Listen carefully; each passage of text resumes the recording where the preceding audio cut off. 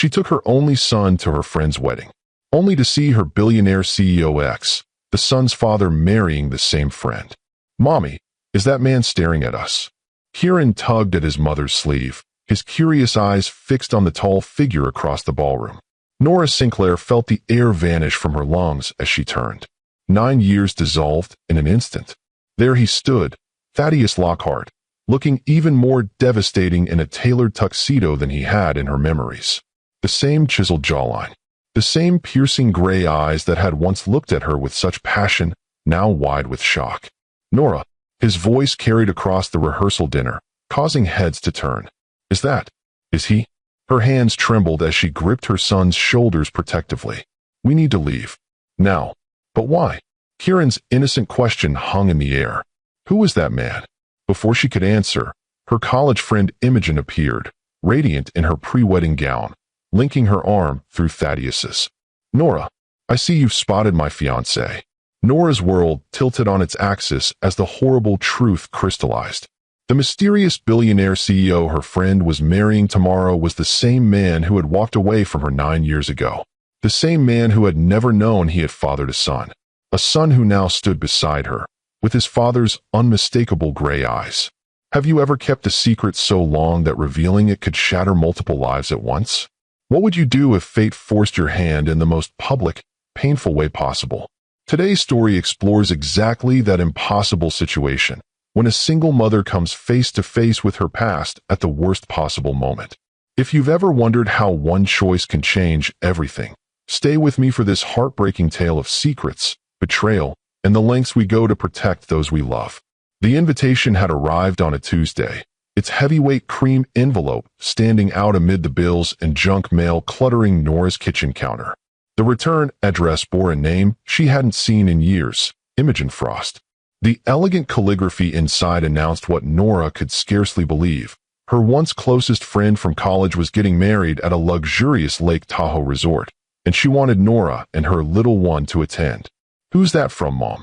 Kieran asked, peering up from his cereal bowl, milk dribbling down his chin. At 8 years old, he was the perfect blend of her copper hair and freckles, but with eyes that didn't come from her side of the family, steel gray eyes that sometimes made her heart catch when he looked at her certain ways. "An old friend," Nora replied, wiping his chin with a napkin. "Someone I knew before you were born. She's getting married and wants us to come to her wedding." "A wedding?" Kieran's face lit up. "With cake. Weddings usually have cake, yes." Nora smiled despite the unexpected emotions swirling through her. Imogen Frost. They'd been inseparable through 4 years of design school, dreaming of the empires they would build. Then life happened. Nora got pregnant. Imogen moved overseas for a prestigious internship, and their once unbreakable bond dissolved into occasional social media likes and holiday cards. "Can we go? Please." Kieran was bouncing in his seat now, wedding cake clearly the only thing on his mind. Nora studied the invitation again. A weekend at a 5-star resort was well beyond her usual budget as a freelance interior designer, but the invitation mentioned that accommodations would be provided for out-of-town guests. And it had been so long since she'd taken a proper vacation with Kieran. "Let me think about it," she said, tucking the invitation into her planner. "Now finish your breakfast, or we'll be late." Later that evening, after Kieran had gone to bed, Nora poured herself a glass of wine and reopened the invitation. There was a handwritten note tucked inside that she hadn't noticed earlier. "Nora, I know it's been forever, but getting married has me feeling nostalgic for the people who knew me before I became whoever I am now. There's so much I want to catch up on. Please say you'll come. All expenses covered. Consider it an apology for being such a terrible friend these past years." The groom's insisting on handling everything. "You'll see why when you meet him. Love him." Nora sipped her wine thoughtfully. The Imogen she'd known had been brilliant but perpetually broke, subsisting on ramen noodles and ambition. Whoever this fiancé was, he'd clearly changed her financial circumstances dramatically. Her phone buzzed with a text. "Speak of the devil. Did you get it? Please tell me you're coming. It won't be the same without you XOM." Nora hesitated, then typed back. "Got it today? Congratulations. Not sure if I can swing it with Kieran's schedule." The response came immediately. "Bring him. We've got activities planned for kids. I've never even met your little man. Please, Nora. I miss you." A lump formed in Nora's throat. Despite the years and distance, there had been a time when Imogen knew her better than anyone. Before Thaddeus, before Kieran, before the choices that had shaped her life into what it was now. Okay, we'll be there. 3 dancing emojis appeared in response, followed by, YSSSS. You won't regret it. Sending all the details tomorrow. Love you.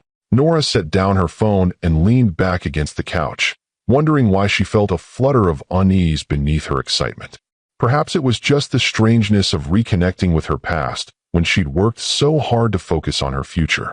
Or perhaps it was the thought of introducing Kieran to a world she'd deliberately kept him separate from. Either way, she'd said yes. And Nora Sinclair always kept her word. The next morning, as she helped Kieran with his school project, a diorama of the solar system that was currently exploding glittered all over her dining table, Nora found herself studying her son's profile with fresh eyes.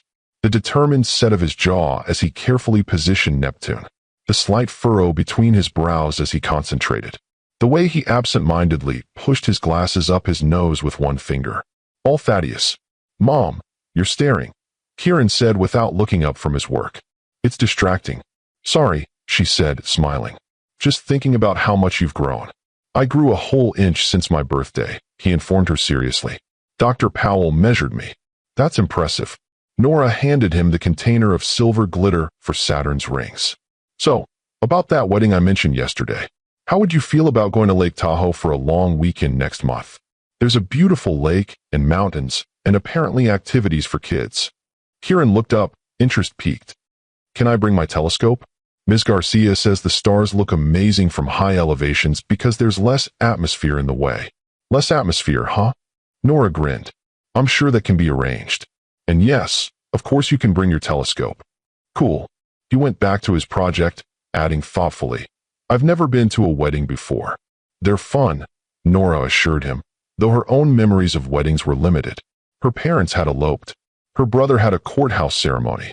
And she'd never made it that far with anyone. Not even with Thaddeus, though there had been a moment when she'd thought they might be heading in that direction.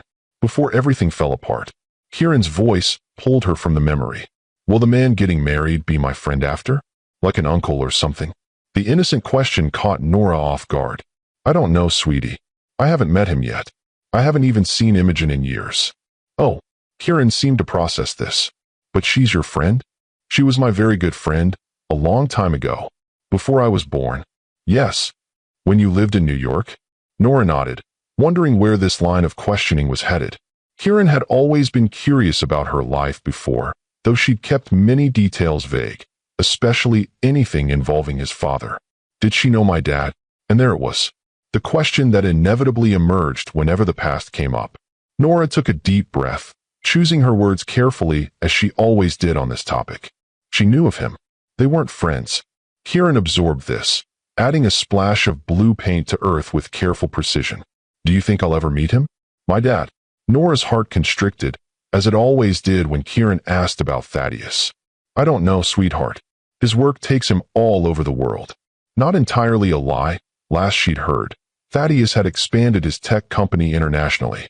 Like a spy? Kieran looked intrigued by this possibility. Nora laughed despite herself. Not exactly. More like a businessman. Very busy and important. Also not a lie. I bet I could find him, Kieran said with the casual confidence of an 8-year-old who'd recently discovered the internet. I could Google him. You'd need his name for that, Nora pointed out, then immediately regretted opening that door. So tell me. Kieran looked up at her, gray eyes serious behind his glasses. I'm old enough to know my own dad's name, Mom. Nora hesitated. She'd always planned to tell him eventually, when he was older, when the explanation of why his father wasn't in his life wouldn't sound so much like abandonment, when the whole messy truth wouldn't risk tainting his sense of self-worth. His name is Thaddeus, she said finally. Thaddeus Lockhart. Kieran tested the name silently, mouthing it to himself. That's a cool name. Like a superhero or something. I suppose it is. Nora brushed a copper curl from her son's forehead. Now, how about we finish this solar system before we're both late? As Kieran returned to his project, Nora wondered if she'd made the right choice. She'd always been careful to speak neutrally about Thaddeus, never vilifying him despite her own complicated feelings. He hadn't known about the pregnancy. That had been her choice, made in the raw aftermath of their breakup when his career was imploding and her news would have seemed like either a trap or a burden. By the time she'd realized she might have been wrong to keep Kieran a secret, Thaddeus had already rebuilt and transformed his failing startup into an international tech phenomenon. The awkward, by the way, "You have a 2-year-old son" conversation seemed impossible then, and only grew more daunting with each passing year. Now, watching Kieran complete his model of the solar system with the same methodical focus she'd once observed in his father, Nora wondered for the 1,000th time if her choice had been fair to either of them. The detail package from Imogen arrived 2 days later, and Nora's eyebrows rose higher with each page she turned. Private cabins for guests. Multiple pre-wedding events including a welcome reception, a boat cruise, and a rehearsal dinner. A separate schedule of supervised activities for children, ranging from nature hikes to craft workshops to movie nights. This was no ordinary wedding. This was the kind of extravagant celebration featured in lifestyle magazines. What exactly had Imogen been doing these past 9 years? And who was this mysterious fiancé bankrolling what must be a 6-figure wedding weekend? The final page of the package contained a personal note from Imogen. "I know what you're thinking. This is not the same girl who once wore a garbage bag as a raincoat because she couldn't afford an umbrella. Life has taken some wild turns. Can't wait to tell you everything in person. Just trust me when I say you're in for some surprises. All my love, him. P.S. I've never mentioned you to my fiancé. Thought it would be fun for you two to meet fresh. He's in tech too. You'll have loads to talk about." Nora set down the package with a frown. Something about the note struck her as odd, though she couldn't quite put her finger on why. Perhaps it was just the surreal quality of reconnecting with someone who had once known all her secrets, but who was now essentially a stranger. Shaking off her unease, Nora began making lists, clothes they would need, arrangements for their cat, out-of-office messages for her clients. Whatever this wedding turned out to be, it would at least give Kieran a chance to experience something new and exciting. And maybe, just maybe, it would give Nora a chance to reconnect with a friendship that had once meant everything to her. For weeks later, Nora's car wound up the mountain road toward the Lake Tahoe resort. Kieran pressed against the window in the back seat, exclaiming over every vista and wildlife sighting. "Mom, I think I just saw a bear," he shouted, fogging up the glass with his excitement. "Probably a large dog, honey," Nora replied, navigating a particularly sharp curve. "But keep your eyes peeled. The welcome package said there are lots of deer around the property." As they rounded the final bend, the resort came into view, and even Nora couldn't suppress a gasp. Nestled against the backdrop of snow-capped mountains and the glittering blue lake, the collection of luxury cabins and a grand central lodge looked like something from a fairy tale. Stone chimneys rose above timber roofs, and expansive windows reflected the breathtaking natural surroundings. Pristine gardens surrounded the buildings, and a wooden dock extended into the lake where several boats bobbed gently in the afternoon light. "Whoa," Kieran breathed. "Is this where we're staying?" "Apparently so," Nora said, equally awestruck. "Your mom's friend certainly knows how to pick a wedding venue." They pulled up to the welcome center, where an attendant in a crisp uniform immediately approached to take their bags and park their car. Nora felt distinctly underdressed in her travel clothes as they were escorted into the soaring lobby of the main lodge, all stone and timber and views of the lake beyond. "Miss Sinclair," a young woman with a tablet approached them. "We've been expecting you. I'm Brielle, the wedding coordinator. Miss Frost asked me to personally ensure you're settled in." "That's very kind," Nora said, acutely aware of her wrinkled blouse and Kieran's dinosaur t-shirt amid the elegant surroundings. "We're a bit travel-worn, I'm afraid." "Not to worry," Brielle smiled warmly. "Your cabin is ready, and the welcome reception doesn't begin for another 3 hours. Plenty of time to refresh and relax." She knelt to Kieran's level. "And you must be the young man Miss Frost has been excited to meet. I hear you're interested in astronomy." Kieran nodded enthusiastically. "I brought my telescope. Mom said I can look at the stars from the mountains because there's less atmosphere in the way." "That's absolutely right," Brielle said. "And we have a special stargazing event for the children tomorrow night, led by a local astronomer. Would you like me to add your name to the list?" "Yes, please." Kieran bounced on his toes, then turned to Nora. "Can I, Mom? Please." "Of course." Nora smiled, touched by the thoughtful planning. Whatever else had changed about Imogen, she'd clearly remembered Nora mentioning her son's passion for space. Brielle led them through the property to a charming cabin overlooking the lake. Inside, they found a spacious living area with a stone fireplace, a kitchenette stocked with snacks and beverages, and 2 bedrooms, the smaller one already prepared with space-themed bedding and a desk positioned by the window, perfect for setting up a telescope. "This is amazing," Nora said, genuinely impressed.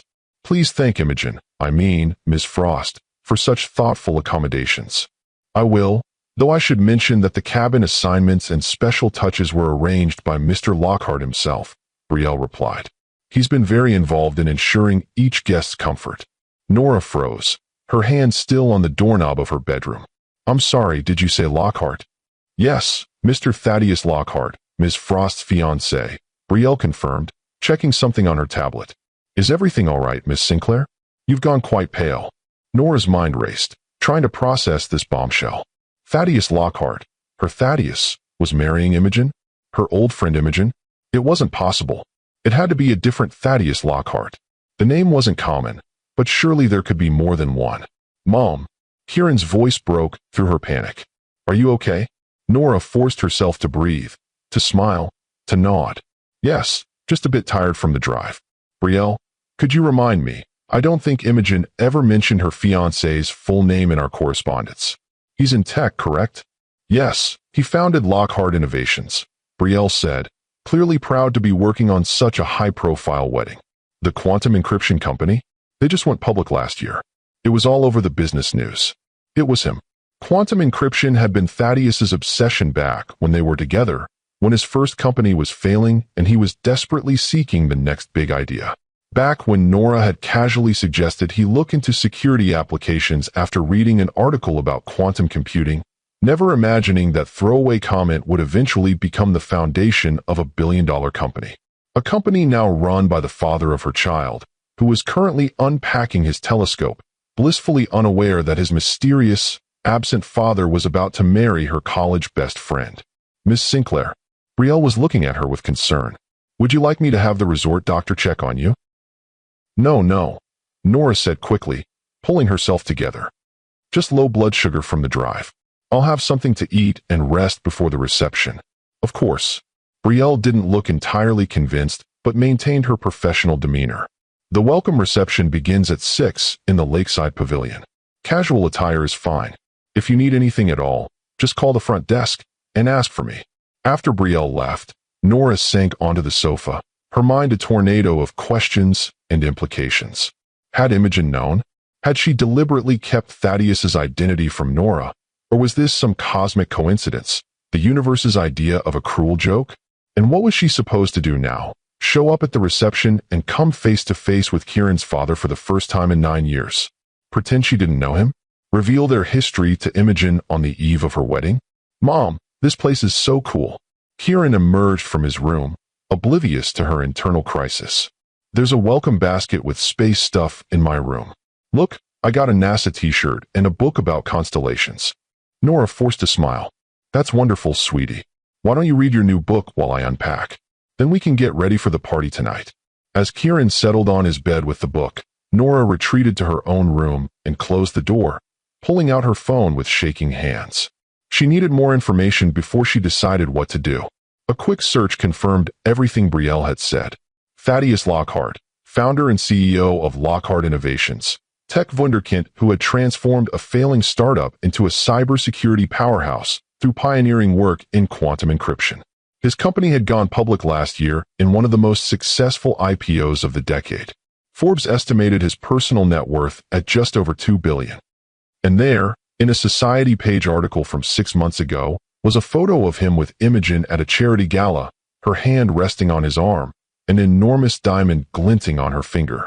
The caption read, "Tech titan Thaddeus Lockhart and interior designer Imogen Frost announce engagement at annual Metropolitan Museum benefit." Interior designer. So Imogen had pursued their shared dream after all. And somehow, in the process, she'd ended up engaged to the man who had once been the center of Nora's world. The man who had no idea he had a son who was currently in the next room, excited about a welcome basket personally arranged by his own father. Nora's phone buzzed with a text from Imogen. "You're here. Can't wait to see you at the reception. So much to catch up on. XO." Staring at the message, Nora realized she had only a few hours to make an impossible decision. She could pack up and leave now, before anyone saw them, citing a family emergency. She could attend, but keep Kieran away from all events where Thaddeus might be present. Or she could face this head-on, whatever the consequences. None of the options felt right. All of them felt like continuing a lie that had gone on far too long. With a deep breath, Nora began unpacking their clothes, buying herself time to think. As she hung her dress for the reception, a simple blue silk that suddenly seemed woefully inadequate for the occasion, she caught sight of herself in the mirror. The woman who stared back looked scared, uncertain, a far cry from the confident professional she presented to the world. "You can do this," she whispered to her reflection.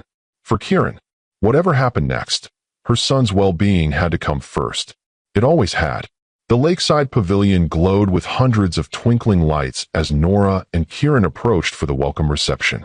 Soft music drifted through the evening air, mingling with the sounds of laughter and conversation from the guests already gathered inside. Kieran, freshly showered and dressed in his nicest button-down shirt and khakis, practically vibrated with excitement. "Do you think they'll have those little hot dogs wrapped in pastry?" he asked, adjusting his glasses. Joey had those at his birthday party and said they're what fancy people eat. "They're called pigs in blankets," Nora said, smoothing down his perpetually unruly copper hair. "And if they don't have them, I promise we'll find something equally delicious." At the entrance to the pavilion, a server offered them flutes of champagne and sparkling cider. Nora took a steadying sip of champagne while scanning the crowd for either Imogen or Thaddeus, her heart hammering against her ribs. "Nora? Nora Sinclair." A familiar voice called from behind them. Nora turned to find Imogen hurrying toward them, resplendent in a champagne-colored cocktail dress, her once wild blonde curls now sleekly styled into an elegant updo. 9 years had treated her well. She looked polished and confident, though Nora could still see traces of the passionate, impulsive girl she'd once shared an apartment with. "Imogen," Nora managed, accepting her friend's enthusiastic embrace. "Congratulations. Everything is beautiful, isn't it?"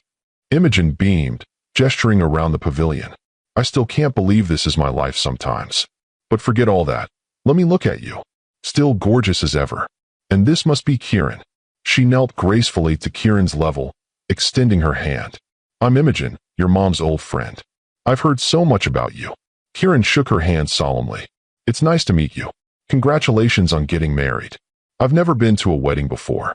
"Well, I'm honored that mine is your first," Imogen said warmly. "I've arranged for all sorts of fun activities for the kids this weekend. And wait until you taste the cake tomorrow. It's astronomical." Kieran's eyes widened at the space pun. "Do you like astronomy too?" "I know a little." Imogen winked at Nora. "Your mom mentioned you're quite the expert. Perhaps you can show me some constellations while you're here?"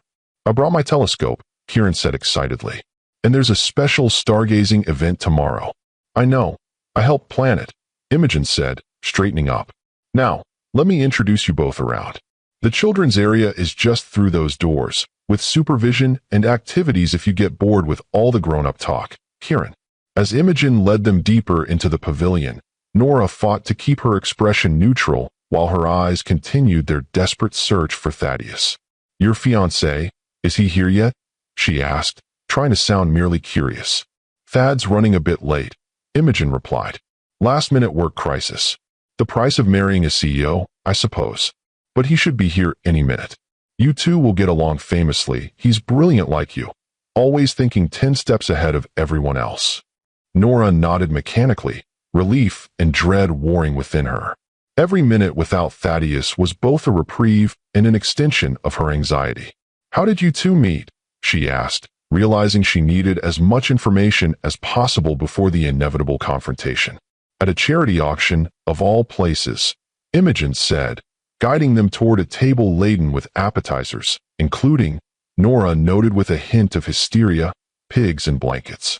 "I was designing the event space pro bono, and he was the keynote speaker. We got talking about quantum physics, of all things." "Quantum physics?" Nora couldn't help but interject. "That doesn't sound like the Imogen I knew." Imogen laughed, the sound tinkling like the champagne bubbles in Nora's glass. "Oh, I don't understand a word of it, darling. But I've become very good at nodding intelligently while powerful men explain things. Useful skill in the design world. Clients love to mansplain their own taste to you." This glimpse of the old, irreverent Imogen was strangely comforting. Perhaps she hadn't changed as much as Nora had feared. "Anyway," Imogen continued, "we had this instant connection. He asked me to dinner, and the rest is history. Whirlwind romance, really. We've only been together a year. A year." They'd gotten engaged after knowing each other less than 6 months. The timeline did nothing to ease Nora's concern. "That seems fast," she ventured carefully. "When you know, you know." Imogen shrugged, then lowered her voice conspiratorially. "And between us, when a brilliant billionaire who looks like a Greek god wants to put a ring on it, you don't ask him to slow down." Before Nora could respond to this surprisingly mercenary statement from her once idealistic friend, Kieran tugged at her sleeve. "Mom, can I try these little hot dog things? And then can I go see the kids' area? They have a telescope set up on the deck." "Of course, sweetheart," Nora said, grateful for the momentary distraction. "Just stay where the supervisors can see you, okay?" As Kieran darted off with a plate of hors d'oeuvres, Imogen clinked her champagne flute against Nora's. "He's absolutely adorable, Nora. Those eyes. And so well-mannered. You've done an amazing job with him." "Thank you," Nora said, her throat tight. "He's the best thing that ever happened to me." "And his father? Still not in the picture?" Imogen asked, her tone casual, but her eyes sharp with interest. The question caught Nora off guard. "No, he's not involved." She hesitated, then added, He doesn't actually know about Kieran." Imogen's perfectly shaped eyebrows rose. "Really? That's quite a secret to keep. May I ask why?" Nora took another sip of champagne, buying herself time. How much should she reveal? "It's complicated. The timing was wrong. He was going through a difficult professional period when I found out I was pregnant, and then once he rebounded, it just seemed too late to drop that bombshell." Imogen mused. Men can be surprisingly adaptable when it comes to discovering they have children. Especially successful men. They tend to view offspring as extensions of their legacy. There was something odd about Imogen's tone, something that raised the hairs on the back of Nora's neck. Before she could analyze it further, a ripple of excitement moved through the pavilion. Heads turned toward the entrance. Voices hushed, then rose in renewed conversation. "Speaking of successful men," Imogen said, her face lighting up. "There's mine now. Come, you have to meet him." She grabbed Nora's hand, pulling her through the crowd toward the entrance. Nora felt as though she were moving through molasses, her feet leaden, her pulse thundering in her ears.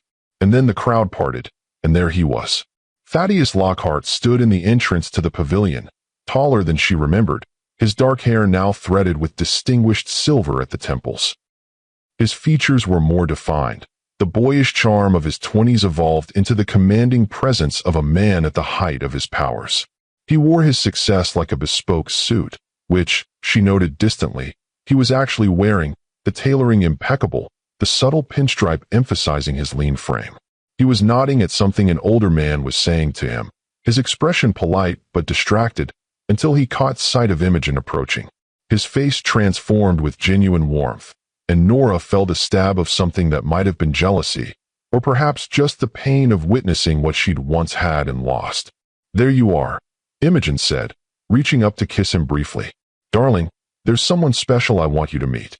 My oldest friend from design school. We were practically joined at the hip for 4 years." Thaddeus turned his attention to Nora, his expression shifting from polite interest to blank shock in the space of a heartbeat. He went utterly still, the color draining from his face. "Nora," he said, her name barely audible. "You know each other?" Imogen looked between them, confusion evident in her expression. For an excruciating moment, no one spoke. The ambient noise of the party seemed to fade away, leaving only the roaring in Nora's ears and the weight of 9 years of secrets pressing down on her chest. "We've met," Nora finally managed, her voice remarkably steady despite the earthquake happening inside her. "A long time ago, in New York. Small world," Imogen said with a nervous laugh. "Thad, darling, you never mentioned knowing Nora." Thaddeus seemed to shake himself from his stupor. "It was brief," he said, his eyes never leaving Nora's face. Before I started Lockhart Innovations, we moved in similar circles for a while. The understatement was so enormous that Nora might have laughed if she weren't terrified of becoming hysterical. Similar circles, as if they hadn't shared an apartment for nearly a year. As if he hadn't been the one to hold her when she cried over her father's death. As if they hadn't planned a future together before it all fell apart. How fascinating, Imogen said, looking between them with increasing curiosity. You'll have to tell me that story sometime. But Thad, you haven't properly met Nora's son yet. He's around here somewhere. Mom, as if on cue, Kieran's voice rang out across the pavilion. Mom, come quick. They've got the telescope set up, and you can see Jupiter's moons. Nora turned to see her son, their son, rushing toward them, his face alight with excitement, blissfully unaware of the emotional tsunami about to break over all their lives. Thaddeus's sharp intake of breath told her the exact moment he registered Kieran's age, his copper hair, his familiar gray eyes behind those small glasses. She saw the mental calculations happening behind his shocked expression. 9 years since they'd last seen each other. 8-year-old boy. The timing, the undeniable resemblance. Mommy, is that man staring at us? Kieran tugged at his mother's sleeve, his curious eyes fixed on the tall figure across the ballroom. Nora felt the air vanish from her lungs as she turned. 9 years dissolved in an instant. There he stood, Thaddeus Lockhart, looking even more devastating in a tailored tuxedo than he had in her memories. The same chiseled jawline. The same piercing gray eyes that had once looked at her with such passion, now wide with shock. Nora, his voice carried across the rehearsal dinner, causing heads to turn. Is he? Her hands trembled as she gripped her son's shoulders protectively. We need to leave. Now. But why? Kieran's innocent question hung in the air. Who is that man? Before she could answer, her college friend Imogen appeared, radiant in her pre-wedding gown, linking her arm through Thaddeus's. Nora, I see you've spotted my fiancé. Nora's world tilted on its axis as the horrible truth crystallized. The mysterious billionaire CEO her friend was marrying tomorrow was the same man who had walked away from her 9 years ago. The same man who had never known he had fathered a son who now stood beside her, with his father's unmistakable gray eyes. The rehearsal dinner had become a blur of tension and forced smiles after that initial confrontation. Somehow, Nora had managed to introduce Kieran to both Imogen and Thaddeus without revealing the truth, though she caught Thaddeus staring at her son throughout the evening with an expression of dawning recognition that grew more certain by the minute. Now, back in their cabin with Kieran finally asleep after the excitement of the evening, Nora paced the small living room, waiting for the knock she knew would come. Thaddeus wouldn't let this revelation go without confronting her. She knew him too well, or at least, she had once. When the soft knock finally came, she was almost relieved. The waiting had been excruciating. She opened the door to find Thaddeus standing on the porch, his formal attire exchanged for a simple button-down shirt and jeans that reminded her painfully of the man she'd once known, before power and wealth had transformed him. May I come in? His voice was controlled, but she could hear the tension vibrating beneath the surface. Nora stepped aside wordlessly, closing the door quietly behind him. For a moment, they simply looked at each other, the weight of 9 years and countless unspoken words hanging between them. He's mine, isn't he? Thaddeus finally broke the silence, his voice barely above a whisper. Kieran, he's my son. It wasn't really a question, but Nora nodded anyway. Yes. The confirmation seemed to hit him physically. He sank onto the sofa, running a hand through his hair in a gesture so familiar it made her heart ache. How old is he? Exactly. 8 years and 4 months. Thaddeus did the math silently, his expression shifting as the timeline became clear. You were pregnant when I left for the West Coast investment meeting. I didn't know then, Nora said, remaining standing, needing the physical advantage of height in this conversation. I found out 3 weeks later, after you'd already decided not to come back. Not to come. Thaddeus looked up sharply. Is that what you thought? That I decided not to come back to you? That's what happened, Nora said, confusion mingling with the defensive anger she'd carried for years. You called from San Francisco, said you'd had an epiphany about the company, that you were staying to rebuild from scratch. You said, and I quote, "This is my one shot, Nora. I have to take it." And you took that to mean I was leaving you? Incredulity colored his voice. I meant I was staying an extra 2 weeks to secure the funding. I called you every day. Then suddenly you stopped answering. Your number was disconnected. You'd moved out of our apartment. You vanished. Nora stared at him, her carefully constructed narrative of abandonment beginning to crack. Your emails stopped. You never tried to find me. I sent dozens of emails. I called your friends, your brother. No one knew where you'd gone, or they wouldn't tell me. Thaddeus stood again, agitation driving him to pace the small room. I thought you'd left me, Nora. When I finally got back to New York, all your things were gone. No note. Nothing. Nora felt as though the floor had disappeared beneath her feet. That's not possible. I was there for weeks after your call. I left messages.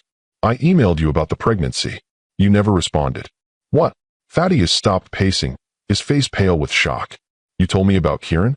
I tried to, Nora said, her voice hollow. I sent 3 emails. The last one said that I understood your silence was an answer in itself, and that I wouldn't contact you again. They stared at each other, 9 years of misunderstanding stretching between them like a vast, unbridgeable chasm. Atlas, Thaddeus said suddenly. What? Atlas Holdings. The investment group in San Francisco. They insisted I use their secure servers for all communication during negotiations. Military-grade security protocols. He ran his hands through his hair again, realization dawning. My personal email was automatically forwarded through their system during that period. If there was a technical glitch, you're saying you never got my emails? Nora's voice was faint. Any of them. I swear to you, Nora. I never knew you were pregnant. I never knew about Kieran. His voice broke on their son's name.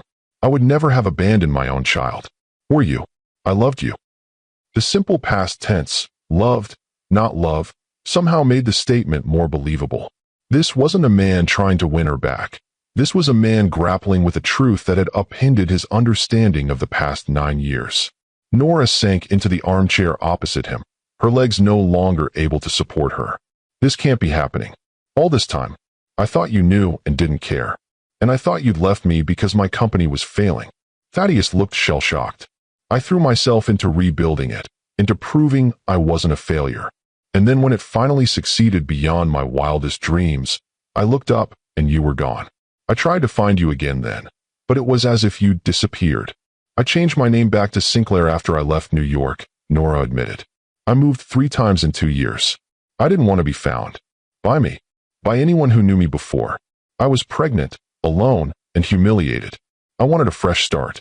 Thaddeus nodded slowly, processing this. Then his expression sharpened with a new thought. Last night, at the reception, you recognized me immediately, didn't you? You knew Imogen was marrying me before you arrived. Nora shook her head. I had no idea until we got here. The wedding coordinator mentioned your name. Until then, Imogen had just referred to you as her fiancé. And you still came to the reception, knowing you'd have to face me. What choice did I have?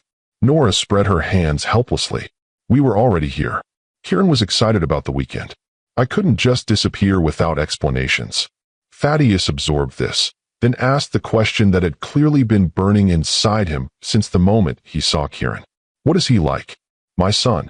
The possessive pronoun sent a complicated ripple of emotions through Nora, defensiveness, sadness, and an unexpected touch of relief at finally sharing the weight of parenthood, even if only in conversation.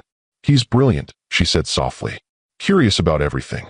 Loves space, science, figuring out how things work. He's kind, thoughtful, sometimes too serious for an 8-year-old, but then he'll say something completely silly and remind me he's still a child. A small smile touched her lips. He hates green vegetables, but will eat them if I explain the nutritional benefits in detail.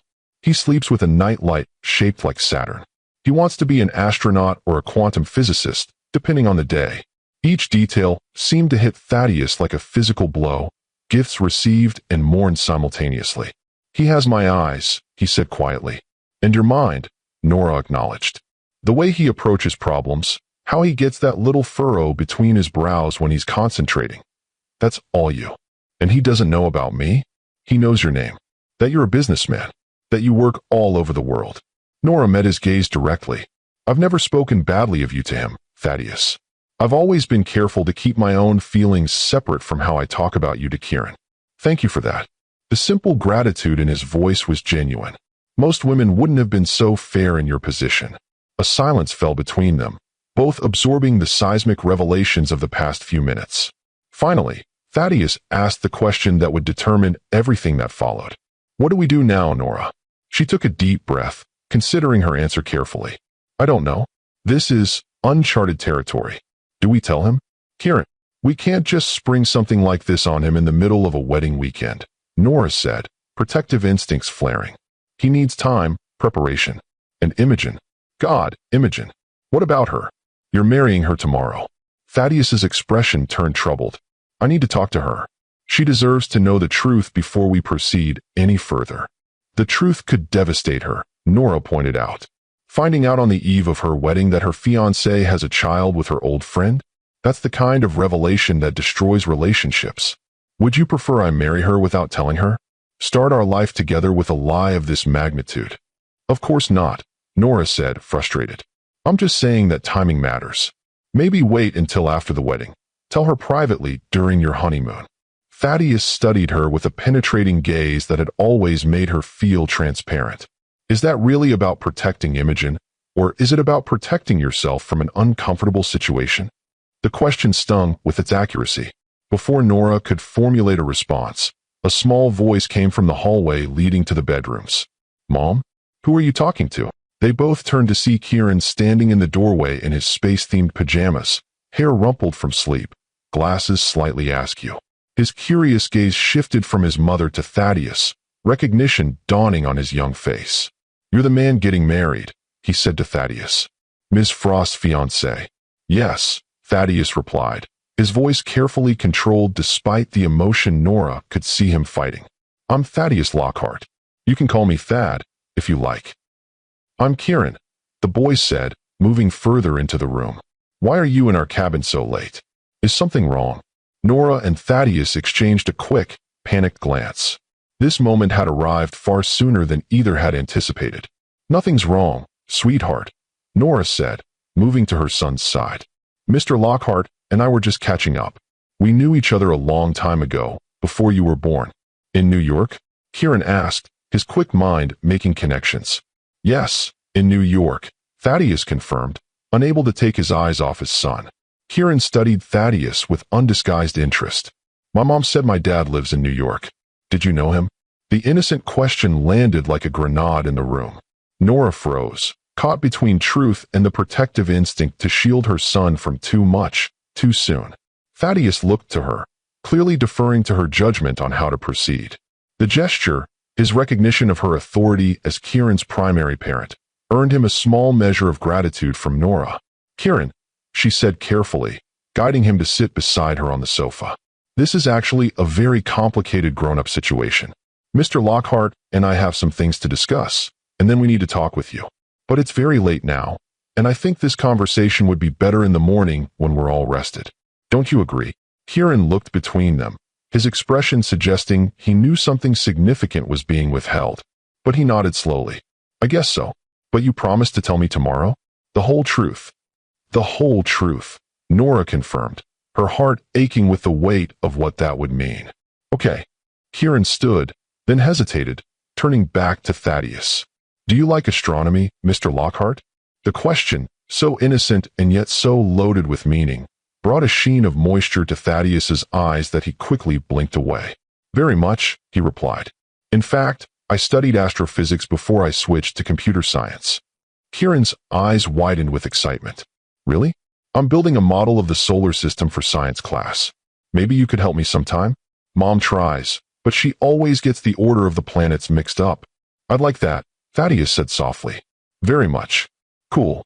Kieran turned toward his bedroom, then paused again. Good night, Mom. Good night, Mr. Lockhart. Good night, Kieran. They replied in unison, watching as he disappeared back down the hallway. When they heard his bedroom door close, Nora released a shaky breath. That was close. He's remarkable, Thaddeus said, his voice thick with emotion. So poised, so articulate. He's also extremely perceptive, Nora warned. He knows something's going on. We won't be able to put him off for long. Then we tell him tomorrow, Thaddeus said decisively. Together. And I'll speak with Imogen tonight. Tonight? It's almost midnight. This can't wait, Nora. She deserves to know before things progress any further. He stood, determination evident in every line of his body. I'll come back in the morning, around 9. We can talk to Kieran together, and then figure out next steps. Nora nodded reluctantly, knowing he was right despite her desire to delay the inevitable confrontations. All right, 9 o'clock. At the door, Thaddeus paused, turning back to her with an expression that was difficult to read. For what it's worth, Nora, you've done an extraordinary job with him. I'm sorry I wasn't there to help, but I'm here now, and I want to be part of his life. The simple declaration, devoid of accusations or recriminations, touched something deep within her. Good night, Thaddeus. After he left, Nora sank back onto the sofa, her mind replaying their conversation. 9 years of anger and hurt had been built on a misunderstanding, emails never received, calls never returned, each believing themselves abandoned by the other. And in the middle of it all, a child who had grown up without his father due to nothing more than a technological glitch, and two people too hurt to push past their pride and confusion. The tragedy of it all was almost too much to bear. Nora checked on Kieran, finding him already asleep again, one arm flung over his space encyclopedia. She gently removed his glasses and tucked the blanket around him, her heart full of love and fear for what tomorrow would bring. Whatever happened, his world was about to change irrevocably. She only hoped he was resilient enough to weather the storm. Back in the living room, Nora poured herself a glass of water and stepped onto the cabin's small deck. The night was clear, the stars brilliant against the velvet blackness of the sky. Somewhere out there was Jupiter with its moons, the sight that had so excited Kieran earlier. The vast perspective of space had always humbled her, reminding her that human dramas, no matter how all-consuming they felt, were infinitesimally small in the grand scheme of the universe. Her phone vibrated in her pocket with a text. She expected it to be from Thaddeus, perhaps reconsidering their plan for the morning. Instead, she saw Imogen's name on the screen. We need to talk. Now. My cabin. Come alone. Nora's stomach dropped. The tone was unmistakable, Imogen knew. Thaddeus had already told her. With a sense of dread, Nora texted back a simple "on my way," and went inside to ask the night attendant assigned to their section of cabins to listen for Kieran while she stepped out briefly. Imogen's cabin, or rather, suite, was in the main lodge, a short walk from Nora's. As she approached the ornate double doors, Nora steeled herself for what promised to be a difficult conversation. Before she could knock, the door swung open to reveal Imogen, still in her evening dress, but with her makeup smudged from what had clearly been tears. "Come in," she said, her voice tight with controlled emotion. The suite was expansive and luxurious, with floor-to-ceiling windows overlooking the moonlit lake. A half-empty bottle of champagne sat on the coffee table alongside a crystal flute. There was no sign of Thaddeus. "Where is he?" Nora asked, looking around the suite. "Taking a walk," Imogen replied, closing the door behind them. "He needed time to process." "As do I." "Imogen, I can explain, can you?" Imogen cut her off, moving to the windows to stare out at the lake. "Can you explain why my oldest friend never mentioned that she had a child with my fiancé? Can you explain why you showed up at my wedding knowing full well who I was marrying, yet said nothing?" "I didn't know," Nora said quickly. "I swear, Imogen, I had no idea Thaddeus was your fiancé until we arrived here. You never mentioned his name in any of our correspondence." Imogen turned back to her, skepticism written across her features. "And when you found out, why not come to me immediately?" "I was in shock," Nora admitted. "I was trying to figure out how to handle it without ruining your wedding, without traumatizing my son." "Our son." Imogen's correction was pointed. "Yours and Thad's." "Yes." Imogen took a deep breath, visibly gathering herself.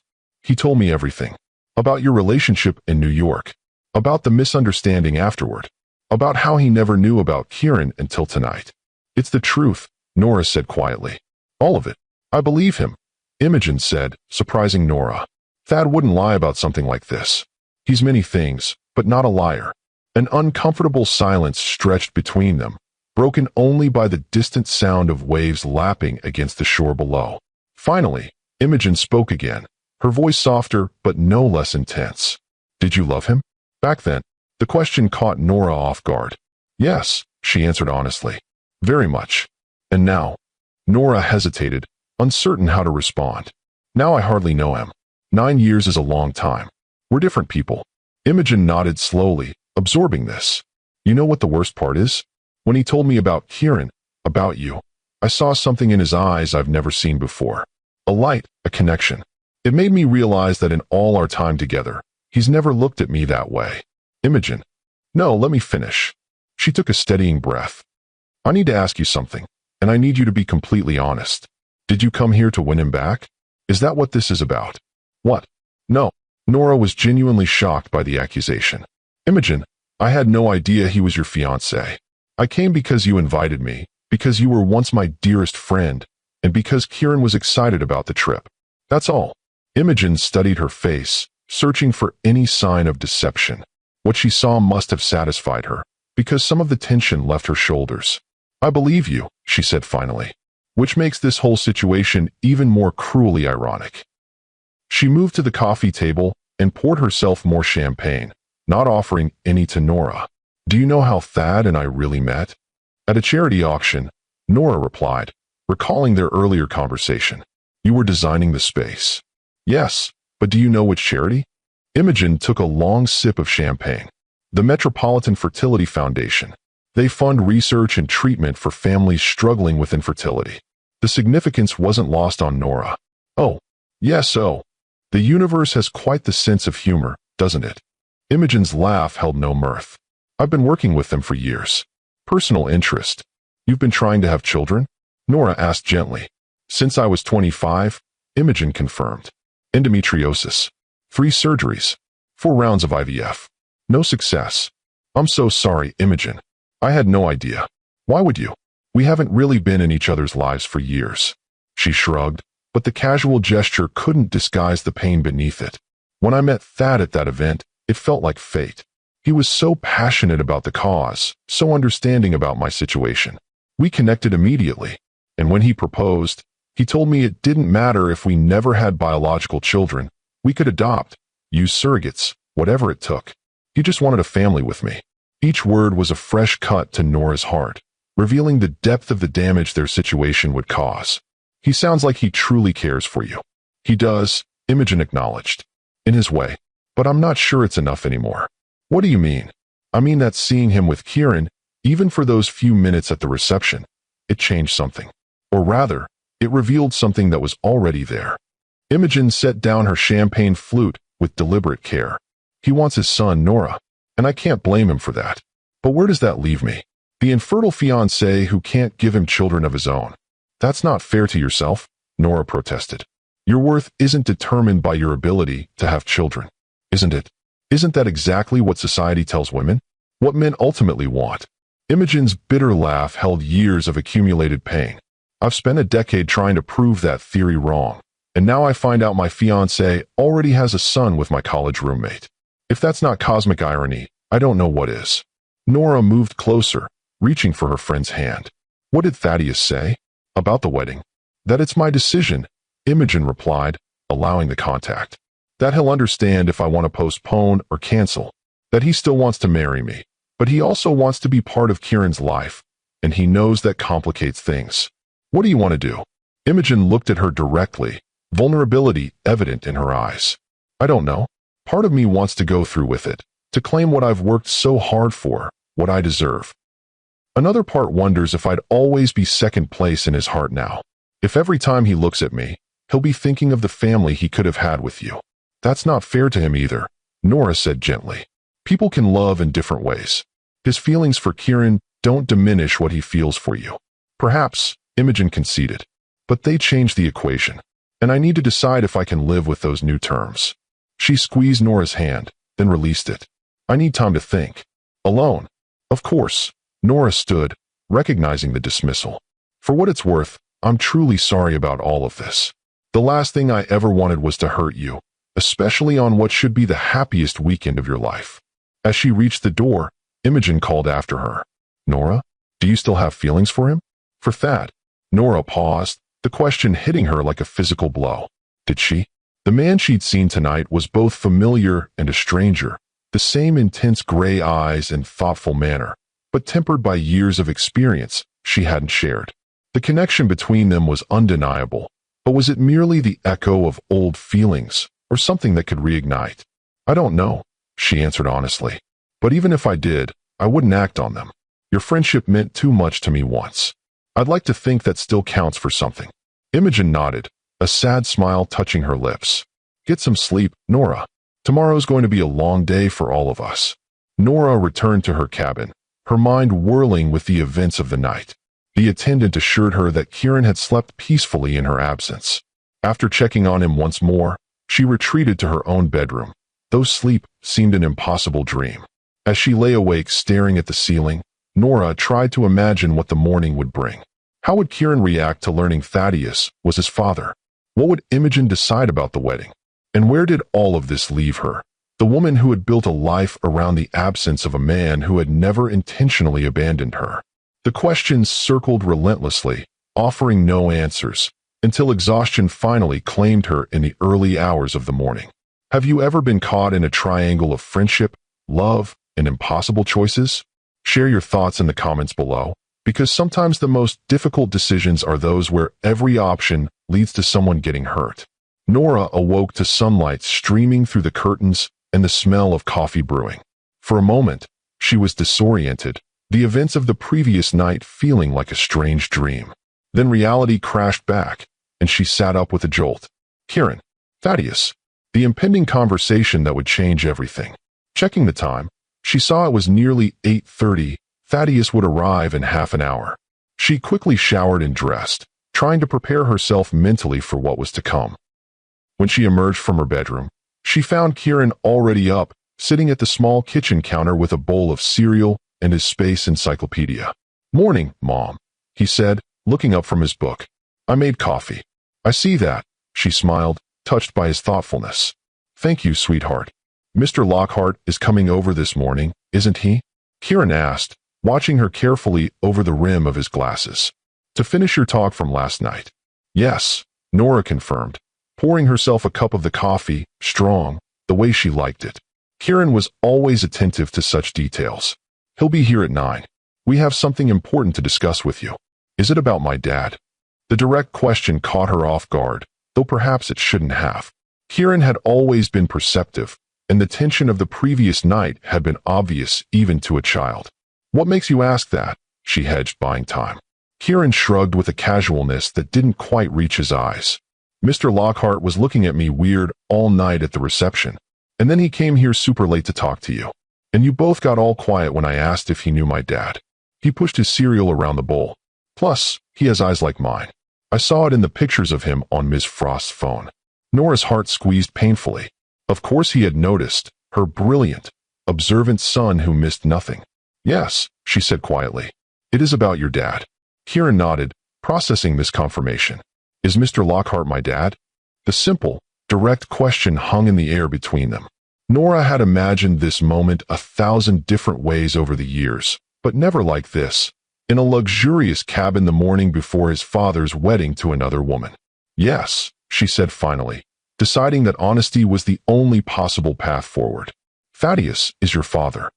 Kieran's expression remained remarkably composed, though she saw a flicker of emotion in his eyes, relief, perhaps, at having his suspicion confirmed.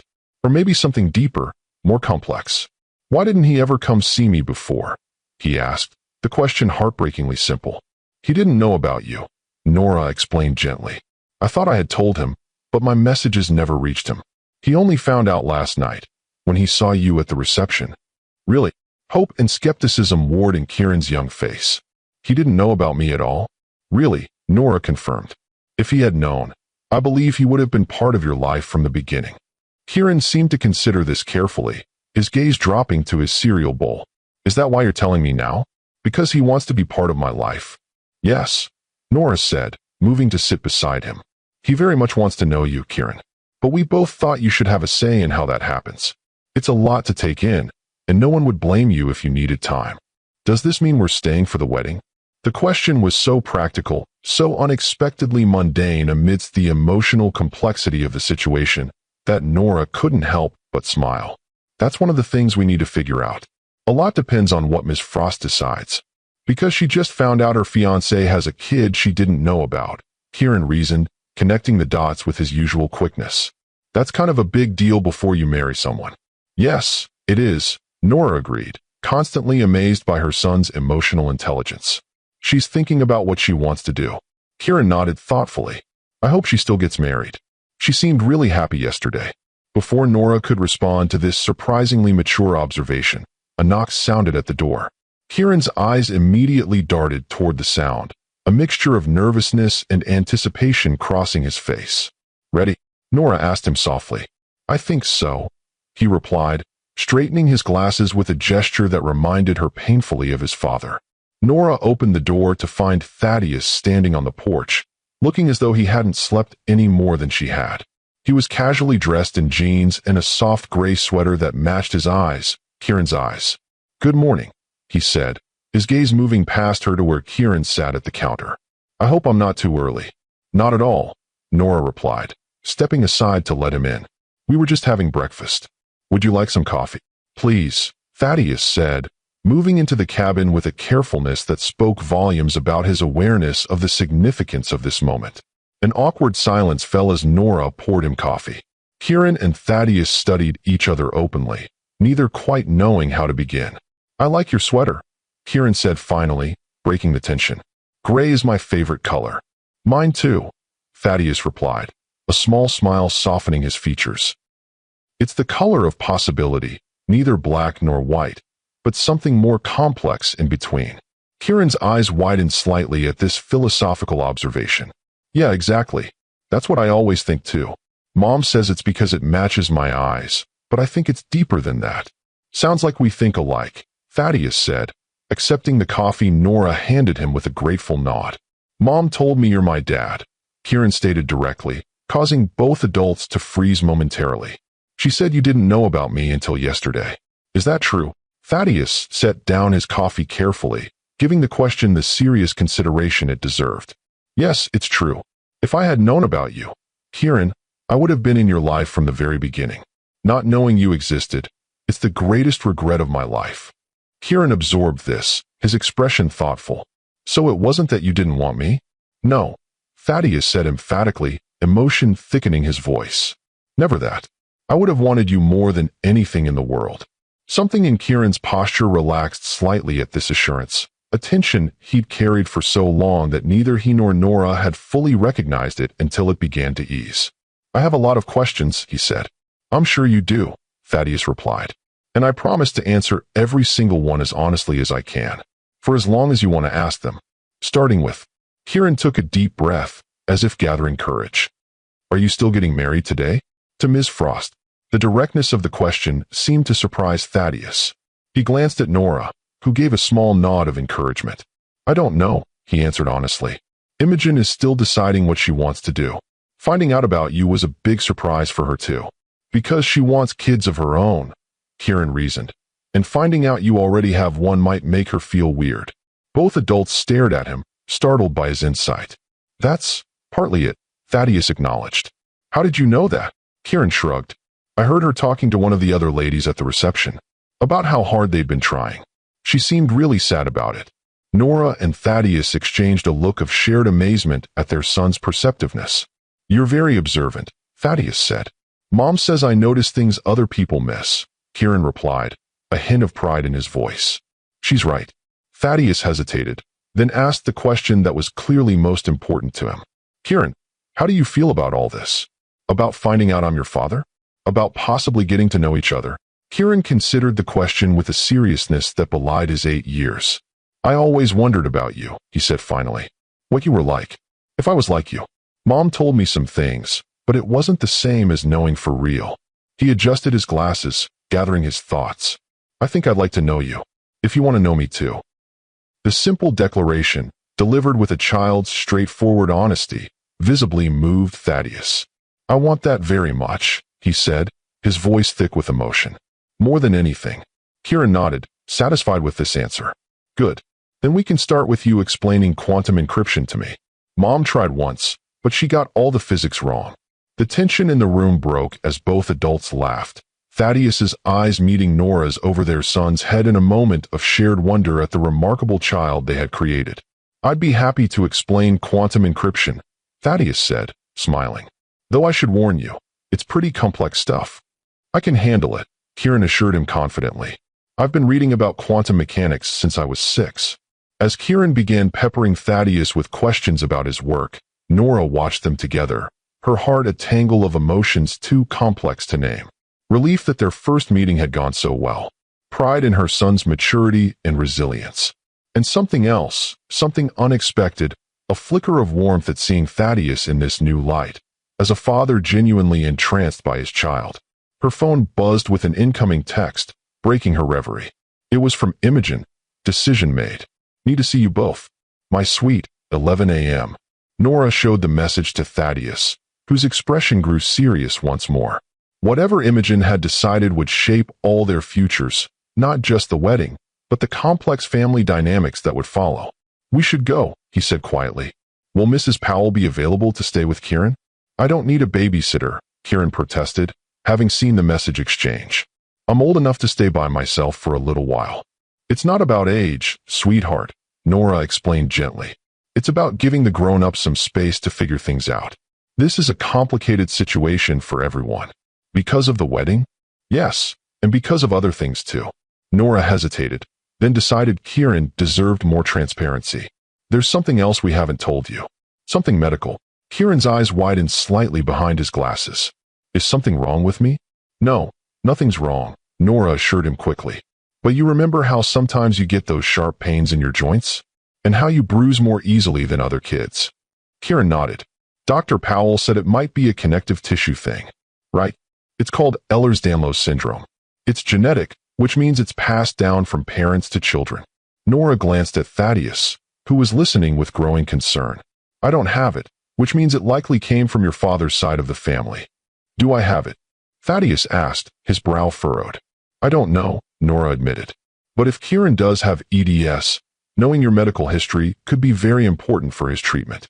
That's one of the things we need to discuss with Imogen, how to handle Kieran's medical needs going forward. What kind of treatment would I need? Kieran asked, a hint of anxiety entering his voice for the first time. Nothing dramatic, Nora assured him. Mostly monitoring, maybe physical therapy, being careful with certain activities. But having your father's medical information will help the doctors know exactly what we're dealing with. Thaddeus moved closer to Kieran, his expression serious but gentle. If there's anything I can do to help, tests, medical history, whatever's needed, I'll do it immediately. Your health is the most important thing. The simple declaration seemed to reassure Kieran. Okay, but I still don't need a babysitter while you talk to Ms. Frost. Nora and Thaddeus exchanged a look, silently negotiating. Finally, Thaddeus spoke. How about a compromise? Instead of a babysitter, would you be interested in joining the children's nature hike that's scheduled for this morning? I understand they're going to be looking for fossils along the lakeshore. Kieran's face lit up. Real fossils. Real fossils, Thaddeus confirmed. The guide is a paleontologist from the State University. That sounds acceptable, Kieran said with such adult seriousness that both parents had to suppress smiles. After arranging for Kieran to join the nature hike, Nora and Thaddeus made their way to Imogen's suite, the weight of the impending conversation heavy between them. Neither spoke much during the short walk, each lost in their own thoughts about what Imogen might have decided and what it would mean for all of them. When they arrived at her suite, they found Imogen transformed from the emotional woman of the previous night. She was perfectly put together in a crisp white blouse and tailored pants, her hair swept into an elegant updo, her makeup flawless. Only the slight shadows beneath her eyes betrayed any sign of a difficult night. Thank you for coming, she said, ushering them into the sitting area where a tray of coffee and pastries waited. Please sit. They arranged themselves awkwardly, Imogen taking a chair while Nora and Thaddeus sat on opposite ends of the sofa. For a moment, no one spoke, the tension in the room palpable. I've made my decision, Imogen said finally, her voice steady. I'm going to postpone the wedding. Thaddeus nodded slowly, accepting her choice without protest. I understand. Not cancel, Imogen clarified, looking between them. Postpone. There's a difference. What are you thinking? Nora asked gently. I'm thinking that none of us should make permanent, life-altering decisions in the midst of such an emotional situation, Imogen replied, her tone measured and thoughtful. Thad and I need time. Time for him to get to know his son, Time for me to process what this means for our relationship. Time for all of us to figure out how we move forward. She turned her gaze directly to Thaddeus. I love you, she said simply. That hasn't changed overnight. But the circumstances of our life together have changed dramatically, and I need to be certain I can accept those new terms before I commit to forever. That's more than fair, Thaddeus acknowledged. I want you to be sure, Imogen. About all of it. What about the guests? Nora asked, practical concerns rising to the fore. The arrangements? They've already been informed, Imogen said. I spoke with the wedding planner at dawn. We're converting today's ceremony into a celebration of friendship instead, still formal, still with the dinner and dancing afterward, but without the legal binding. Most guests are being understanding, especially since we're still providing the full weekend of activities they were promised. The decisiveness of her planning impressed Nora. This was the Imogen she remembered from college, pragmatic and efficient when faced with a crisis, able to reorganize and adapt without falling apart. There is one other matter we need to discuss, Imogen continued, her gaze shifting to include Nora. Kieran's medical situation. How did you know about that? Nora asked, surprised. Thad told me last night, Imogen explained. And it's actually one of the reasons I wanted to speak with both of you together. She took a deep breath. I have a proposition. Nora and Thaddeus exchanged confused glances. What kind of proposition? Thaddeus asked. I'm on the board of the Metropolitan Fertility Foundation, Imogen said. The same organization that brought Thad and me together. We don't just support fertility treatments. We also fund genetic research, especially for hereditary conditions that affect children. She leaned forward, her expression earnest. There's a new research program focused specifically on Ehlers-Danlos syndrome. They're developing advanced genetic testing that can identify specific mutations and tailor treatments accordingly. Kieran would be an ideal candidate for the program. What would that involve? Nora asked cautiously. Comprehensive genetic testing for Kieran, Thad, and ideally both extended families to trace the inheritance pattern. The foundation would cover all costs, of course. In return, the anonymized data would contribute to their research. And the benefit for Kieran? Thaddeus asked, his protective instincts clearly engaged. The most advanced diagnosis and treatment protocol available, Imogen replied. Access to specialists who are leading the field. And potentially, if he qualifies, participation in clinical trials for new supportive therapies. Nora considered the offer carefully. This is very generous, Imogen. But I have to ask why? After everything that's happened, Imogen's expression softened. Because despite the complicated circumstances, Kieran is a child who needs help. And because, she hesitated, vulnerability briefly showing through her composed exterior. Because even if Thad and I don't end up together, I've spent years working with the foundation. Helping families and children is important to me. It's who I am. The simple statement resonated with both Nora and Thaddeus. Whatever else had changed in their complicated triangle, Imogen's fundamental character, her compassion and determination to make a difference, remained constant. I think it's worth considering, Thaddeus said, looking to Nora for her opinion. But of course, it would be entirely Kieran's choice whether to participate. I agree, Nora nodded. I'll discuss it with him. And, thank you, Imogen. This is incredibly kind, given the circumstances. The circumstances are what they are, Imogen replied with a small shrug. We can't change the past. We can only decide how to move forward from here. As they continued discussing the logistics of both the postponed wedding and the potential medical program for Kieran, Nora found herself watching Imogen with newfound respect. The girl she had known in college had grown into a woman of remarkable strength and dignity, someone who could face heartbreak and disappointment without losing her sense of purpose or compassion. Whatever happened between Imogen and Thaddeus going forward, Nora hoped they might somehow salvage their friendship. There had been a time when Imogen had been like a sister to her. Perhaps, in this strange new family configuration they were creating, they could find their way back to some version of that bond.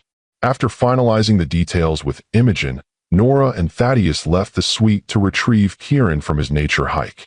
As they walked along the lakeside path, a comfortable silence settled between them, the first moment of genuine peace since their world had turned upside down the previous evening. She's remarkable, Thaddeus said finally. Imogen, the way she's handling all of this. She is, Nora agreed. Though I'm not entirely surprised.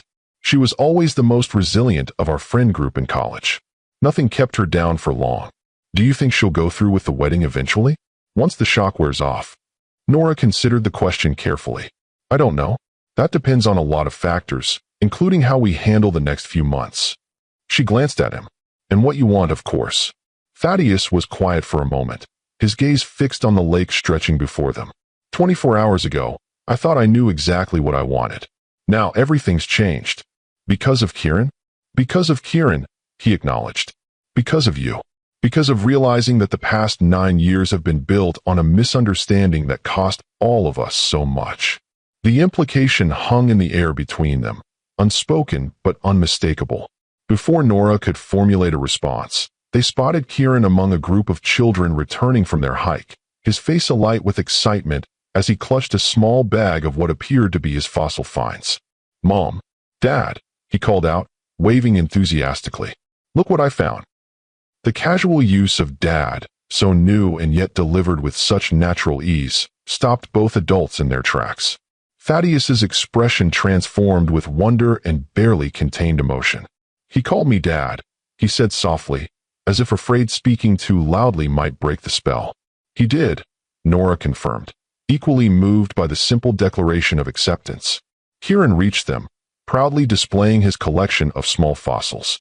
The guide said this one is over 300 million years old, he explained, holding up a small stone with the distinct impression of a prehistoric fern. And this one might be part of a trilobite.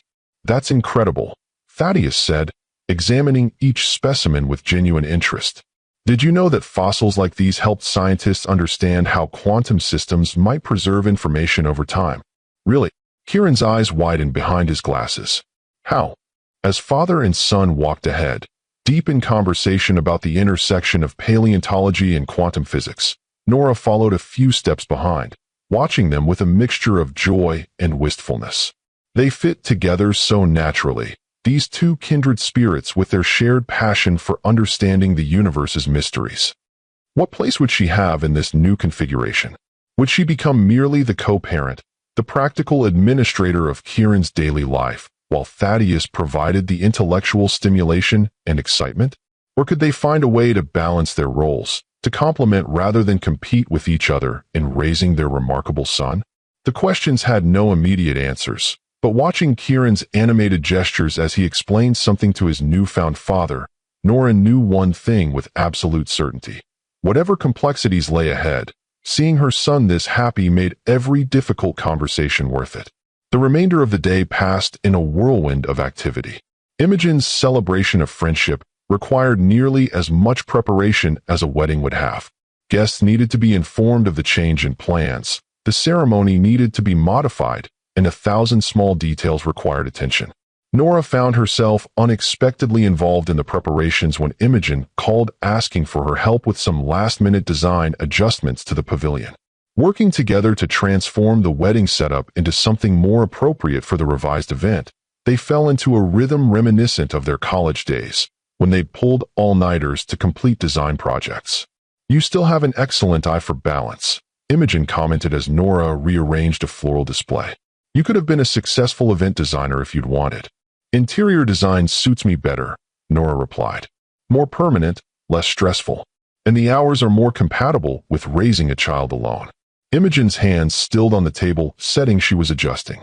You won't be raising him alone anymore, she observed quietly. No, Nora acknowledged, the reality of this fundamental change still sinking in. I suppose I won't. Are you okay with that? The question was surprisingly gentle, free of the accusation or bitterness Nora might have expected. I'm adjusting to the idea, she admitted. It's been just the two of us for so long. Thad will be a good father, Imogen said, resuming her work. It's one of the things that attracted me to him, how much he wanted a family, how seriously he took the idea of parenthood. He seems to be falling into the role naturally, Nora agreed. Kieran already adores him. And Thad clearly adores Kieran. Imogen's smile held a touch of sadness. I saw them together earlier, heads bent over some science project Thad improvised from materials in his suite. The resemblance is uncanny, not just physical, but in how their minds work. I noticed that too. They worked in companionable silence for a while, each lost in her own thoughts. Finally, Imogen spoke again, her voice carefully casual. "What happens after this weekend? Have you discussed it yet?" Briefly, Nora replied. "Thaddeus wants to be involved in Kieran's life, of course. We'll have to work out the logistics. We live on opposite coasts." "He mentioned possibly opening a branch office near you," Imogen said, "to make co-parenting easier." This was news to Nora. "He didn't mention that to me." "I'm not surprised. He's still processing everything himself." Imogen straightened a row of votive candles with meticulous precision. "For what it's worth, I think he's trying to be respectful of your role as Kieran's primary parent. He's aware that he's the newcomer in your son's life." "Our son," Nora corrected gently. "That's something I'm trying to adjust to as well, sharing Kieran's parentage." Saying our instead of my. Imogen nodded understanding. "And what about you and Thad? Beyond co-parenting, I mean." The directness of the question took Nora by surprise. "There is no me and Thad," she said quickly. "That was 9 years ago. We're different people now." "Are you?" Imogen's gaze was penetrating. "Because I've seen how you look at each other when you think no one's watching. There's history there, Nora. Unresolved history." "Imogen, I'm not accusing you of anything," Imogen clarified, her tone softening. "I'm just trying to understand the full picture before I make any permanent decisions about my own future."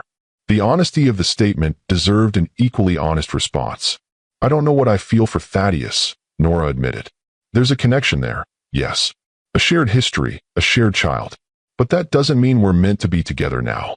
"And if you were?" Imogen asked. "If those feelings are still there, or could be again?" Nora met her friend's gaze directly. "Then I would be honest about it, with myself, with Thaddeus, and with you. But I wouldn't act on it while his commitment to you is still unresolved. I promise you that, Imogen." Something in Imogen's expression relaxed at this assurance. "Thank you for that. And for your honesty." She picked up another centerpiece, moving it to a different table. "You know, in some twisted way, this situation has reminded me of why we were such good friends in college. You always were unfailingly ethical, even when it would have been easier not to be." "So were you," Nora pointed out. "I still remember how you returned that expensive textbook you found in the library, even though you could barely afford your own copy." "God, I'd forgotten about that."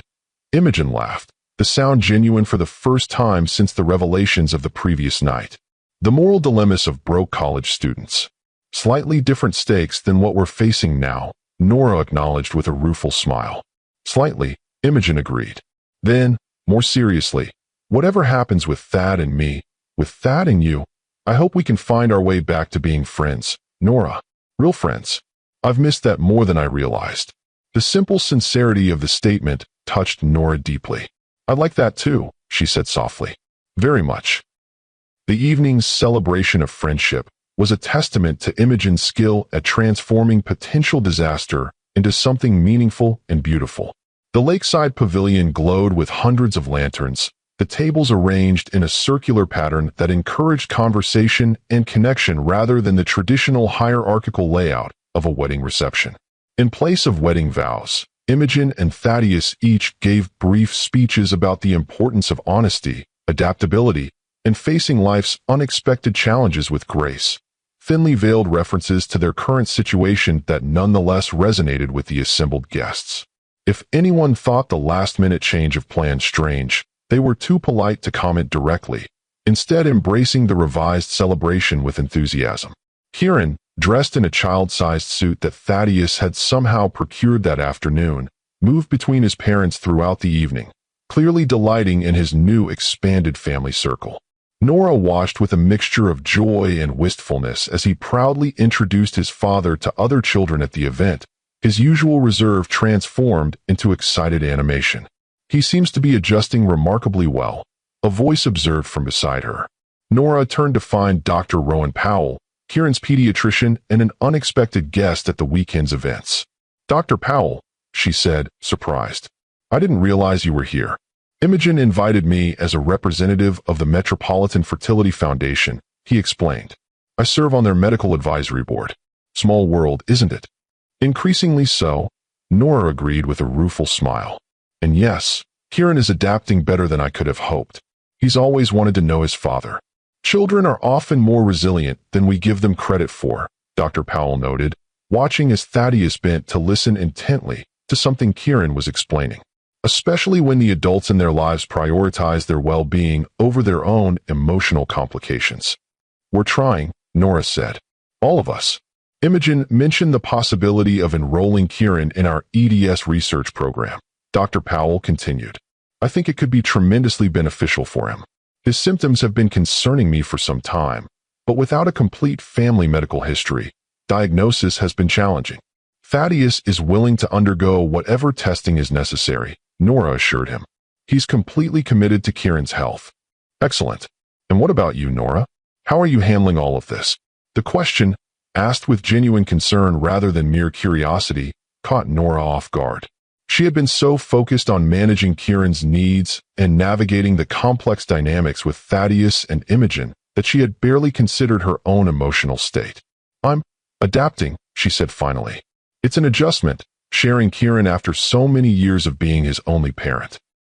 But seeing how happy he is with Thaddeus makes it easier. And your history with Mr. Lockhart? That doesn't complicate matters." Nora gave him a sharp look. "Did Imogen discuss that with you?" "No," Dr. Powell assured her.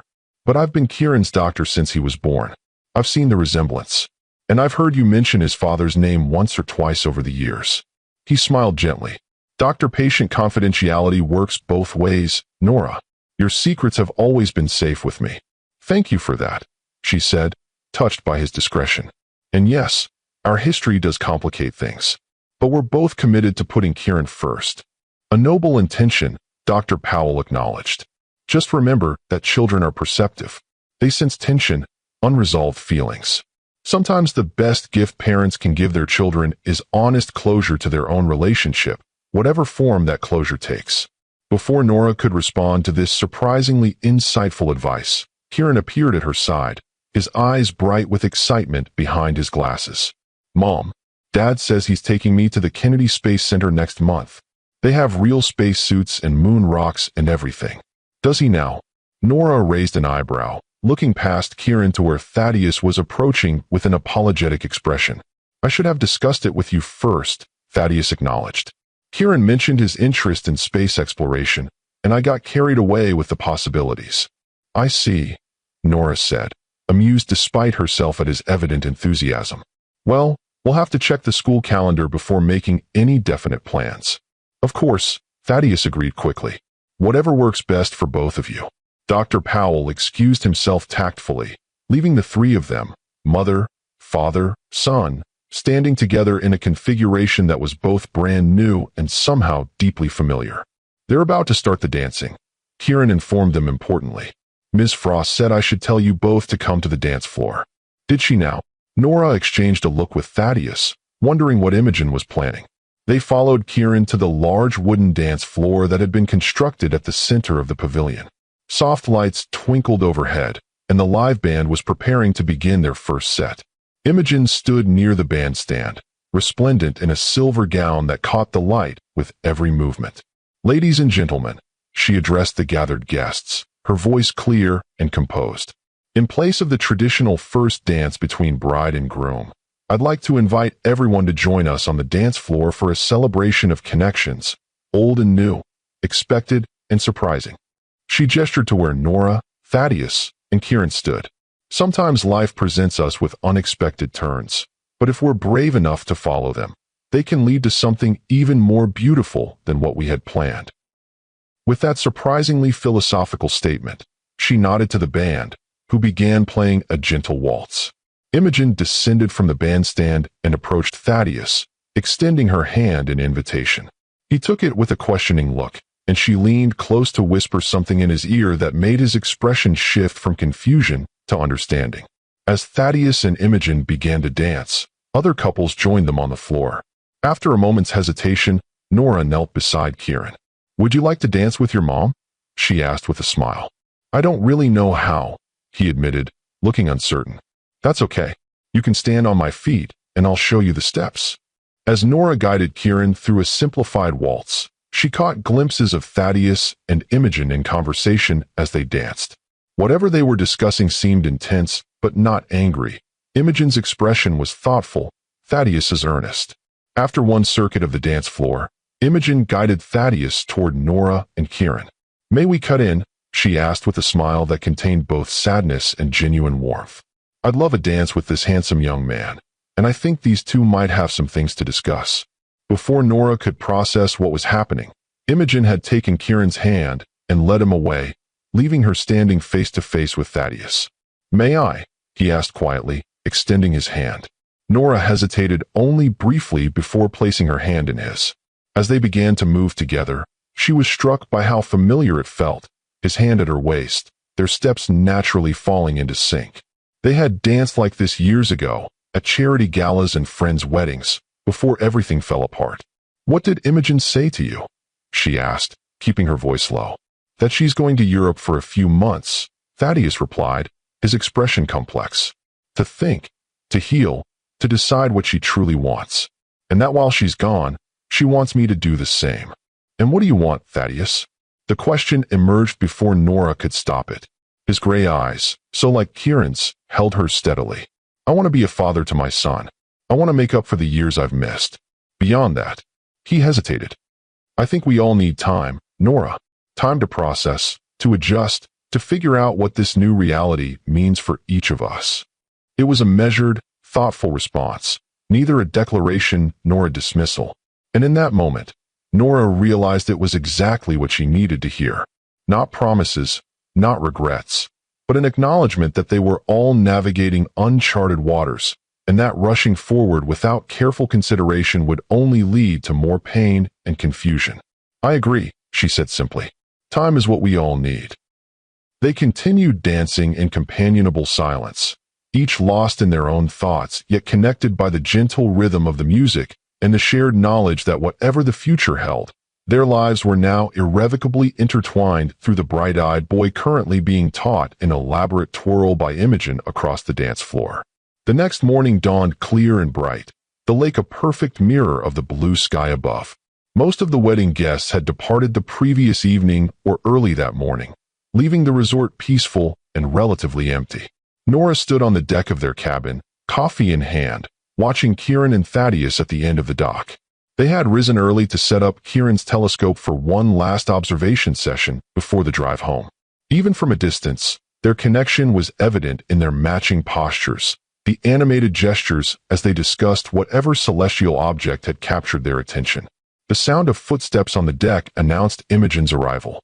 She looked fresh and composed in a simple sundress, her engagement ring notably absent from her left hand.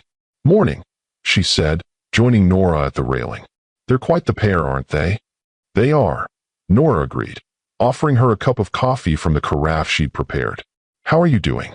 "Really?" Imogen accepted the coffee with a grateful nod. "Surprisingly okay, all things considered. There's a certain relief in postponing the wedding, actually. I think part of me knew we were moving too fast, but I got caught up in the romance of it all." "What happens now?" Nora asked. "Thaddeus mentioned you're going to Europe?" "Yes, for 3 months at least. I have clients in Paris and Milan who've been asking me to consult on projects for ages. It seems like the perfect time to accept." Imogen sipped her coffee thoughtfully. "Distance will be good for all of us, I think. Give everyone space to adjust to this new reality. And when you return?" "That depends on a lot of things," Imogen said with a small shrug. "On what I discover about myself while I'm away. On what Thad discovers about himself while I'm gone. On whether there's still a foundation for us to build on." She turned to face Nora directly. "And it depends on you and Thad too. On whether there's something still there that needs to be explored." "Imogen, I'm not accusing you of anything," Imogen assured her quickly. "But I'm not blind either. There's a connection between you that goes beyond just being Kieran's parents. Maybe it's just the echo of your past relationship, or maybe it's something more. Either way, I'd rather know the truth than live with uncertainty." Her honesty deserved an equally honest response. "I don't know what's between Thaddeus and me anymore," Nora admitted. 9 years is a long time. We're different people now. "But some things don't change," Imogen observed, her gaze returning to the pair on the dock. "Some connections endure, even when we think they're lost forever." They stood in companionable silence for a moment, watching as Kieran pointed excitedly at something visible through the telescope, Thaddeus bending to look. "Whatever happens," Imogen said finally, I want you to know that I don't blame you for any of this, Nora. Not for the past misunderstandings, not for keeping Kieran's existence secret, not for the complicated feelings that might still exist between you and Thad. Life is messy. Hearts are messier still. The simple absolution, offered without reservation, moved Nora deeply. Thank you, she said softly. That means more than I can express. Just promise me one thing. Anything. If you and Thad do find your way back to each other, make sure it's because you truly want a future together, not just because of your shared past or because of Kieran. Imogen's expression was earnest. You both deserve genuine happiness, not just a convenient arrangement. I promise, Nora assured her. And Imogen, I hope you find happiness too, whatever form it takes. You deserve that as much as anyone. Imogen smiled, a genuine expression that reached her eyes. I think I will. For the first time in years, I feel like I'm making choices for myself, not just following expectations or settling for what seems available. As they stood together watching the father and son on the dock, Nora was struck by the strange circular nature of life, how endings could become beginnings, how loss could lead to unexpected gains, how the secrets we keep to protect ourselves might ultimately need to be revealed for true healing to occur. The weekend had begun with an invitation to witness a friend's wedding. Instead, it had become the catalyst for unraveling 9 years of misunderstandings and creating new possibilities none of them could have anticipated. Whether those possibilities would lead to renewed romance, strengthened friendship, or simply a more honest co-parenting arrangement remained to be seen. But watching Kieran's animated face as he shared his passion for the stars with the father he'd only just discovered, Nora knew one thing with absolute certainty. Whatever complications lay ahead for the adults in this unusual triangle, they had given her son an immeasurable gift. The knowledge that he was wanted, valued, and loved, not just by one parent, but by a circle of adults committed to his well-being. And in the end, wasn't that the most important outcome of all? 6 months later, Nora stood in her kitchen preparing dinner while Kieran sat at the counter working on his science fair project, a sophisticated model demonstrating the principles of quantum encryption inspired by his father's work. Do you think Dad will make it back in time to see the final presentation? Kieran asked, carefully connecting wires in the display. He promised he'd try. His text this morning said his flight should land by noon tomorrow, Nora replied, checking the casserole in the oven. Barring any delays, he'll be there with plenty of time to spare. Good, Kieran said with satisfaction. I want to show him how I implemented his suggestions about the visual demonstration. Nora smiled at her son's obvious excitement. The past 6 months had seen remarkable changes in their lives, all revolving around the new relationship between father and son. Thaddeus had indeed opened a West Coast office of his company, allowing him to spend at least 1 week each month in the same city as Kieran. Between those visits, they maintained daily video calls, collaborating on science projects, discussing books they were both reading, and building the bond that circumstances had denied them for 8 years. The doorbell rang, interrupting her thoughts.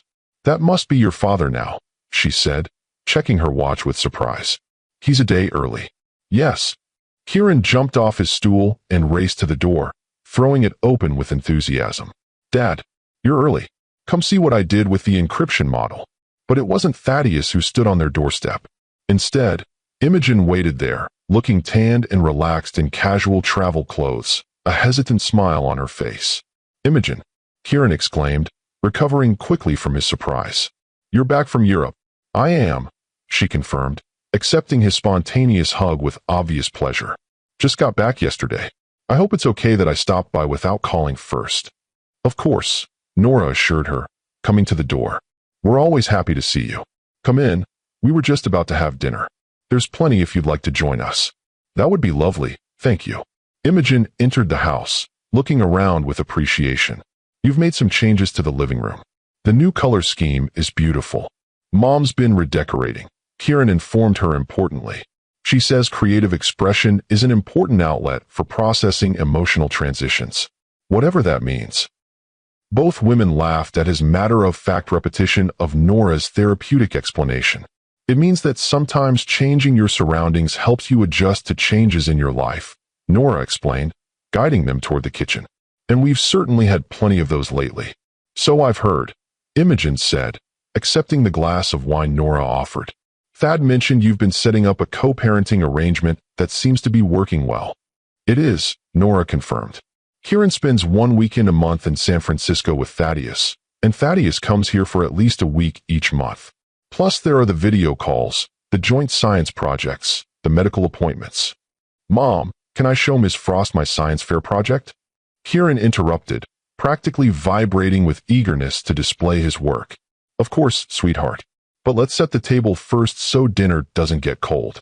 With Kieran temporarily distracted by table-setting duties, Imogen moved closer to Nora at the kitchen counter. How are you really? She asked quietly. Thad said you've been amazing through all of this, but I wanted to hear it from you directly. I'm good, Nora said, and realized she meant it sincerely. Better than I expected, actually. Seeing Kieran and Thaddeus together, it's been healing in ways I didn't anticipate. And the two of you? You and Thad? The question was asked casually, but Nora could hear the underlying current of genuine concern. We're co-parents, she replied carefully. Friends, even.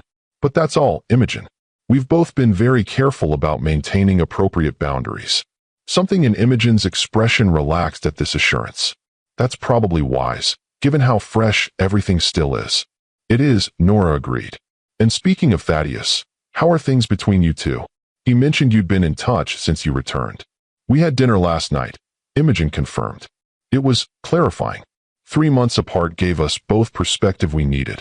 Before she could elaborate, Kieran reappeared, having completed his table-setting task. Can I show Ms. Frost my project now? Go ahead, Nora laughed, recognizing that her son's patience had reached its limit. As Kieran led Imogen to the dining table where his project was set up, launching into a detailed explanation of quantum principles that would have challenged most adults to follow, Nora took a moment to observe them together. Imogen listened with genuine interest, asking thoughtful questions that delighted Kieran with their insight. She had changed during her European sojourn, not just the subtle physical changes of a tan and a new hairstyle, but something deeper, a certain groundedness and clarity that hadn't been there before. Whatever revelations or decisions she had reached during her time away, they seemed to have brought her peace. Dinner was a lively affair, with Kieran dominating the conversation with tales of his latest school adventures and scientific discoveries. Imogen shared stories of the architectural wonders she'd visited in Europe, and Nora contributed updates on her latest design projects. It felt natural, comfortable, 3 people who had found their way to friendship despite the complicated circumstances that had brought them together. After Kieran had been sent to get ready for bed, promising Imogen he would show her his telescope collection in the morning if she came back to visit, the 2 women settled in the living room with fresh glasses of wine. He's thriving, Imogen observed. Having Thad in his life has been good for him. It has, Nora agreed. And the medical treatments through the Foundations program have made a huge difference too. His joint pain is significantly reduced, and the physical therapy is helping with his flexibility issues. I'm so glad to hear that. Imogen's smile was genuine. The Foundation's work means even more to me now that I've seen its impact on someone I care about. They sat in companionable silence for a moment, each lost in her own thoughts. Finally, Imogen spoke again, her voice thoughtful. I've decided not to resume my engagement to Thad, she said simply. Though not entirely surprising, the statement still caused Nora to set down her wine glass carefully. I'm sorry, she said softly. Are you okay? I am, Imogen assured her. Better than okay, actually. It was my decision, Nora. One I came to gradually during my time in Europe. May I ask why? If that's not too personal. It's not too personal. Not between us. Imogen tucked her legs beneath her on the sofa, getting comfortable. The simple truth is that Thad and I want different things. It took me some time away to realize it, but once I did, the decision was surprisingly easy. Different things how? Nora asked, genuinely curious. Thad wants a family, not just any family, but his family. You. Kieran, the connection you 3 share. Even if he hasn't fully admitted it to himself yet. Imogen's expression was thoughtful rather than bitter. And I want something else. Something I'm still defining. But that definitely doesn't include trying to fit myself into a family unit where I'll always feel like an outsider. Imogen. It's not a criticism, Nora. Just an observation. Imogen sipped her wine. The 3 of you have something special, a bond that goes beyond just biological connection. I saw it that weekend at the lake, and I've seen it in how Thad talks about Kieran, about you, about the life you're building together. We're just co-parents, Nora protested weakly. For now, perhaps, Imogen acknowledged. But there's potential for more there, if you both choose to explore it. And you're okay with that idea? I am, Imogen said with surprising certainty. My time in Europe helped me realize that I've spent years trying to force my life to fit a very specific vision. Prestigious career, successful husband, perfect family. But what if that's not actually what would make me happiest? What would make you happiest? Nora asked gently. I'm still figuring that out, Imogen admitted with a small laugh. But I know it involves being true to myself rather than chasing some idealized version of success. And it involves reconnecting with the people who knew me before I got caught up in that chase. People like you. The simple sincerity of the statement touched Nora deeply. I'd like that, she said softly. Very much. Me too. Imogen raised her glass in a small toast. To new beginnings, for all of us. The following afternoon, Nora stood in the school gymnasium alongside dozens of other parents, watching as the judges made their way through the science fair exhibits. Kieran stood proudly beside his quantum encryption display, explaining the complex principles with remarkable clarity to anyone who stopped to listen. He's going to win, a familiar voice said from beside her. Nora turned to find Thaddeus standing there, looking slightly rumpled from travel, but beaming with pride as he watched their son. That presentation is graduate-level work. He gets his brilliance from you, Nora said, smiling. And his ability to explain complex ideas clearly? That's all you. Thaddeus's gaze was warm as it rested on her. Thank you for sending me his presentation notes in advance. It gave me time to prepare some thoughtful questions for the judges to consider. You didn't, Nora gasped, half horrified, half amused. I absolutely did. Thaddeus confirmed unapologetically. Nothing unethical, just a few suggestions about the real-world applications they might not have considered. You're incorrigible. I prefer to think of it as being supportively involved in my son's education. Their easy banter was interrupted by Kieran's excited wave from across the room. He'd spotted his father and was gesturing enthusiastically for him to come see the final version of the project. With an apologetic smile to Nora, Thaddeus made his way through the crowd to join their son.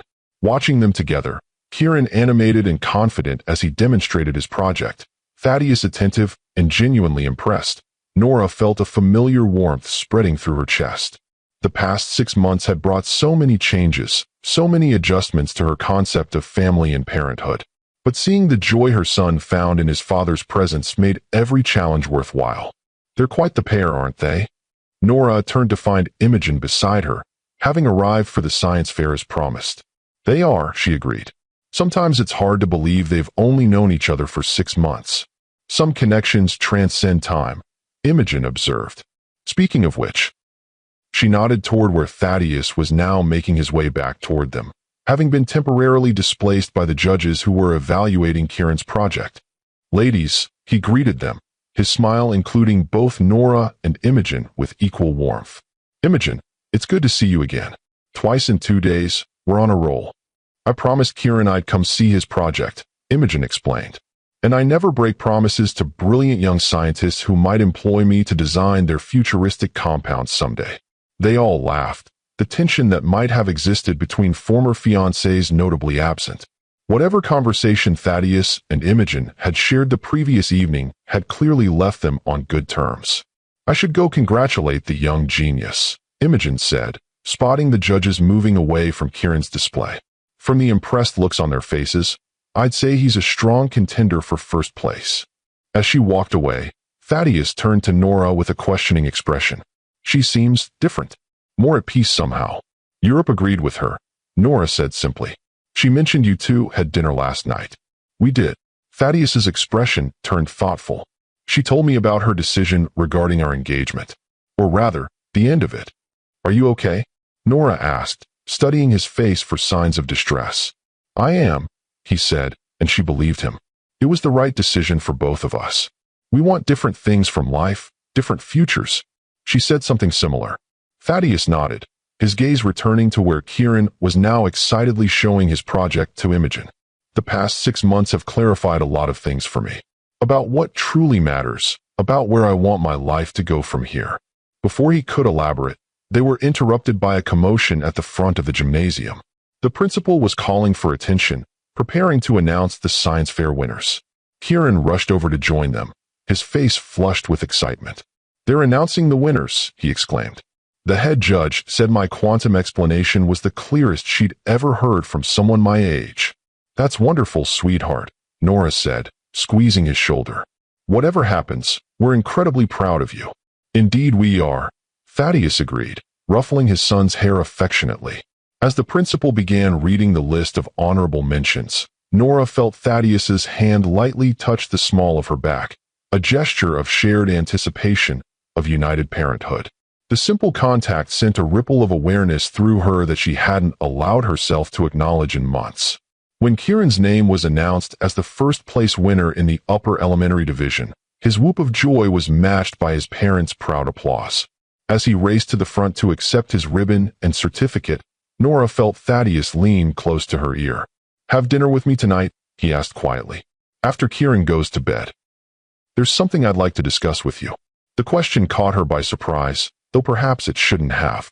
For 6 months, they had maintained careful boundaries, focusing exclusively on co-parenting and establishing a stable routine for Kieran. But the undercurrent of connection between them had remained, unacknowledged but unmistakable. "All right," she agreed, her heart beating a little faster. Dinner. As Kieran returned clutching his blue ribbon, beaming with pride and talking a mile a minute about the judge's comments, Nora caught Imogen's eye across the room. Her friend gave her a knowing smile and a small nod of encouragement. Whatever happened next, whether the dinner with Thaddeus led to a new chapter in their complicated history or simply a clearer understanding of their co-parenting relationship, Nora faced it with a sense of possibility rather than fear. The past 6 months had taught her that sometimes life's most painful detours could lead to unexpected destinations worth the journey. And sometimes, the secrets we keep to protect ourselves are the very ones that need to be revealed for true healing to begin. If this story of second chances touched your heart, make sure to subscribe for more powerful stories about love, forgiveness, and the unexpected ways life brings people together. Because sometimes the most beautiful beginnings arise from what we think are endings, and the family we create isn't always the one we planned, but exactly the one we need.